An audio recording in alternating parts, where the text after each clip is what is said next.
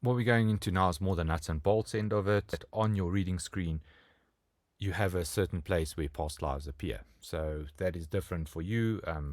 Very, very early on in this course series, I did say that you start to map out your reading space and you try to find consistent places where things come from, really from doing a lot of readings, and then see where there's consistency and making notes on it. So drawing it out or having a layout of your reading space is really important, and I find that this is one of the very helpful tools for me personally. And I can then, when I want to go to past lives, this is what you see on your screen now is very much like I see it. I have the beginning of life, and then I actually have past life before that. This is my technique. I call it the paper wall technique. I find that if I get to the beginning of life, there's like a paper wall, and if I move through that paper wall, then I would get to another past life. So we're going to look up, see a little bit more what that looks like just now. But for now, just you have the person that is facing in some direction. I have it like this, where the past is behind the person. They're always facing to my left, which for me represents the future. But that's just the way that consistently comes up for me. So I'm not saying that other people can have their little mannequin facing the other way and the past could be on the other side. You can really flip it around. That's up to you, and that's also how it makes sense for you. So this is not a blueprint for doing readings every time, everywhere. This is really a technique that I found helpful. We are going to go into other techniques as well. So this is one that you can try for yourself. Where my mannequin is now, this is then facing the paper wall. So I've got now at the beginning of life, which is then, this is now a representation of a past life, and then there could be more paper walls than one. So what I want to do is I actually want to move through this paper wall. So I want to see what happens with the person when they go through the paper wall, what is different about them, what is happening around them. So I want to explore it from that perspective. And as you see, what I've done is I've actually moved the person through the paper wall. You can make it that it tears or so. I didn't want to go too much in the detail of drawing.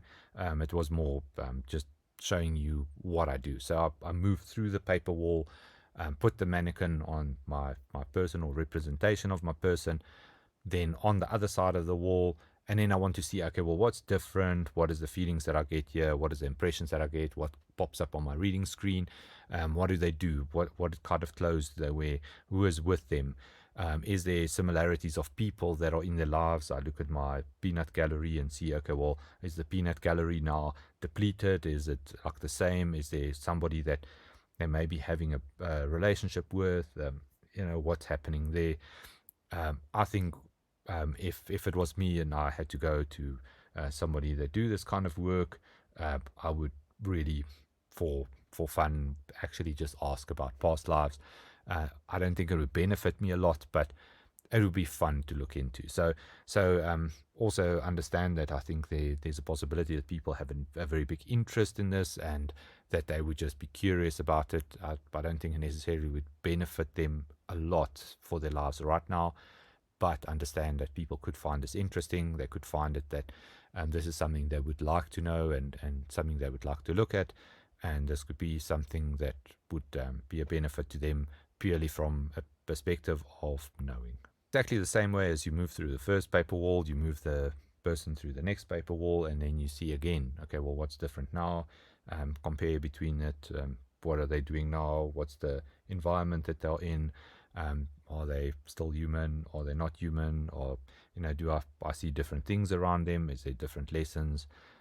Also, I can then say, okay, well, what was the lesson in this life? So what I do is, when I want to find out what the lesson was for a previous life, I basically ask, what is the theme for this life? So that's my question that I ask. And then when I want to know what the theme is for this life, I don't look at this life as the person and representation of them.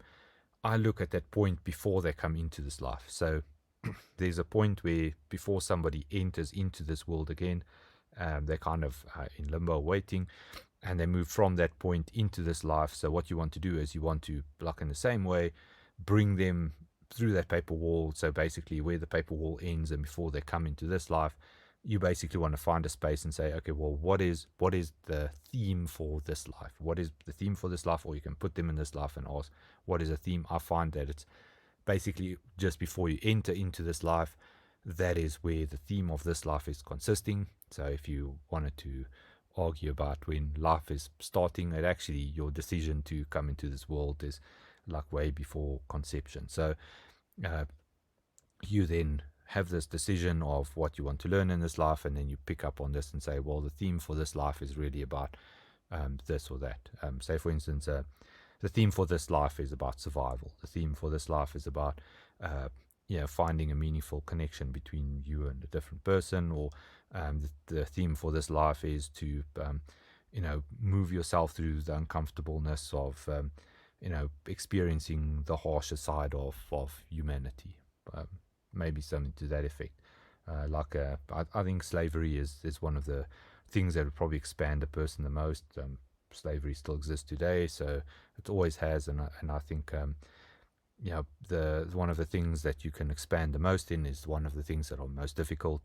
So, and then I think that it's never a good idea to really look at life and living it as something that's about we want the easiest, best, kindest, happiest life or whatever. It's about growth, expansion, about experiences, and sometimes the more difficult times brings the bigger experiences, and a lot of the times you find people who get into healing would really have like really difficult pasts. They overcame a lot of things, and then those things they overcame become really relevant because they can help other people do the same.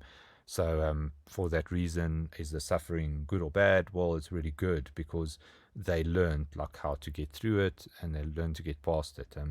So for that reason, it is great to understand that whatever you're going through, see it as an experience, and understand that there's maybe some purpose for it.